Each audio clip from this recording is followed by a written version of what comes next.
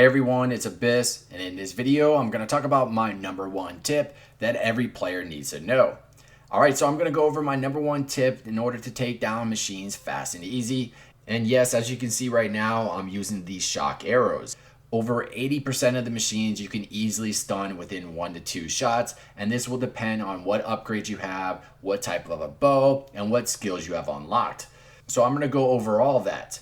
So as you can see, once you shoot them with the electric arrow, a blue icon is going to come up. Once it's fully blue, that means you have stunned the machine. So there's a couple things you can do. You can quickly run up to it, hit it 3 times with that melee strike, and then give it a slight pause and go in for the critical strike. Or you can start with the critical strike, try to get 2 to 3 melees in, and then hopefully get that second critical strike. Most of the easier machines will go down after that second critical strike, but the tougher ones will obviously take a little bit more work. Plus, they may take more shock arrows before they're stunned. Don't worry, I have an example where one machine took 3 shock arrows before it was stunned, and now it only takes 2. So I have a way to increase that and make it better. Plus, we'll go over all the different skills in order to increase your critical strike damage. And finally, I will show you where to find the best legendary bow that has the shock arrows on it. But first, let's start out with what skills you're going to want to unlock in order to increase your critical strike damage. So the skills that you're going to want to unlock are in the warrior tree. The first one is the melee damage on the right hand side, and then slightly to the left, a little bit down, is the critical strike plus. There's another critical strike plus all the way down towards the bottom on the left hand side, and then across the way is another melee damage. So you want to unlock those 4 skills. And then once you do that, you can add those mods to your armor, and my critical strike damage went from 300 to 400. So it's a nice little boost by just having those skills and then adding the mods to your armor. Alright, so now it's time to talk about how to increase your shock buildup. This way you're not wasting as many arrows. So this roller back right here took 3 shock arrows before it was stunned.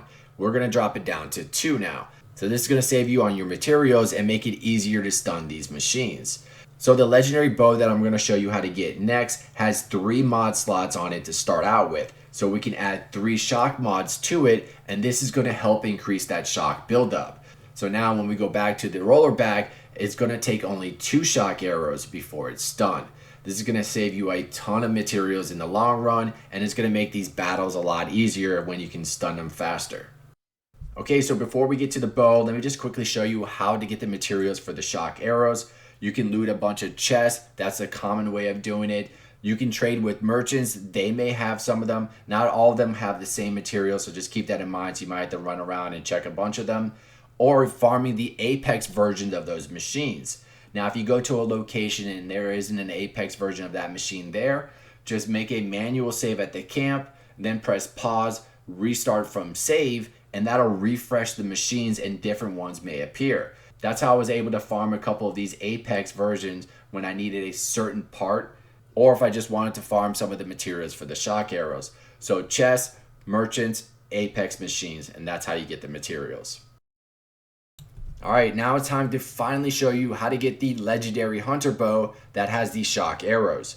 So you want to go to the location I'm showing you right now, head into the building, and there's an NPC right in front of the arena that you're going to have to talk to and complete her side quest. It is a simple quest where you just go to the location, defeat the machine, and then you come back.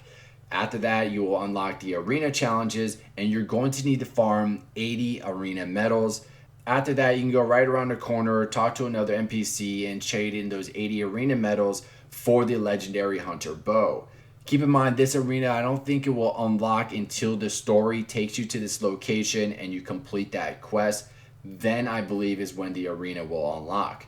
So whenever you get an opportunity, I highly recommend that you get it. It is one of the best weapons that you can get. And the arena challenges didn't feel that difficult. You only need 80 in order to get it, so it won't take you that long.